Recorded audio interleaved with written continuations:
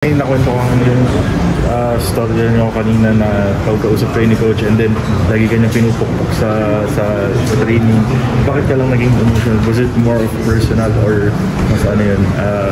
Gusto niyo talagang i-keep yung championship where it is? Si Coach Heidi kasi parang mother ko na rin talaga. So sa lahat naman, parang mother talaga namin si Coach Heidi. So kapag napagalitan kami, dadamdamin talaga si Coach Heidi, pinagalitan na naman ako. So pero hindi namin yung tinitake as personal. Pag sa court lang. So winangusap niya ako kagabi, ginat niya ako. Okay, so mag-focus ka lang, walang makakabantay sa'yo. Kaya mo, maniwala ka lang sa sarili.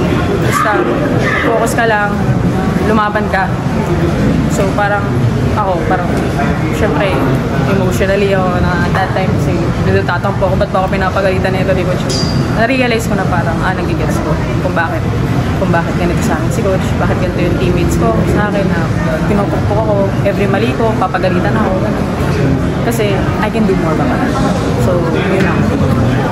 What was the conversation like na, kasi nung game 1, ang laki rin nung lamang nyo, and then hinabol ng NU. And today, lamang na naman kayo at halftime. So, parang paano yung naging conversation not to commit the same mistakes na kaya ng game 1? Ayun nga po, na napag-usapan po namin lahat. So, parang nag-initiate po ako na, guys, hindi tayo bibitaw atin po. Na nangyari na to, dahil lamang tayo, nahabol tayo, hindi pwedeng ganun ulit.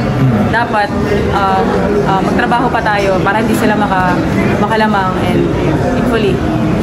Was there something special going into this game na alam niya na or may hint na we're going to game 3, we're gonna level the series today? Actually, na-feel talaga namin na amin na to. Siguro na talo kami nung first game, okay na, move on. Pero hindi kami doon nagmukmok. Kumbaga parang, binigay naman namin yung best namin. Pero may mga lapses lang talaga na kailangan namin i-work on. So, yun, napag-usapan namin na bawasan lang namin yung mga turnovers namin. Dapat sa depensa, wala dapat communication talaga sa loob. So, ayun. Heading into this game, NU was riding on the momentum ng 15-game winning streak nila. How were you able to brush off that para mapadalo nyo itong game?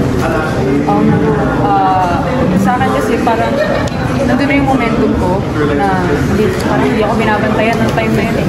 Kasi nakafocus sila kay Ate Ken. So parang tinake ko lang yung advantage as na makascore ako. So, gumana na. How grateful ka na, yun nga, going back to Coach Heidi, na merong ganong naniniwala sa'yo sa capabilities mo. And talagang ginagawa lahat para i-push ka to show it on the court. Sorry? How grateful ka na merong ganong... Siyempre, sobra pa sa paano ka express, sobra pa. Kasi bihira lang yung magkagantong coach sa mga naging coach ko before.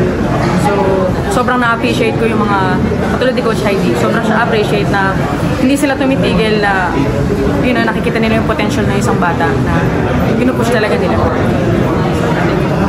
Is there something about the NU-UST matchup na parang, yun nga, last year kayo, tas this year ulit, parang it brings out the best in everyone eh, yung matchup yun ng NU? Para sa akin po,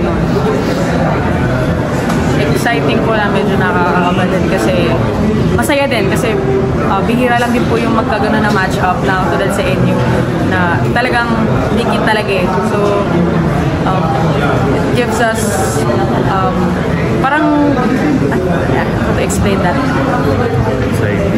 Parang motivation na makipagpukpukan talaga sa kanila. Medyo quiet yung game 1 mo, pero kaya 27 ka. Sa game 3, anong ma-expect namin sa'yo?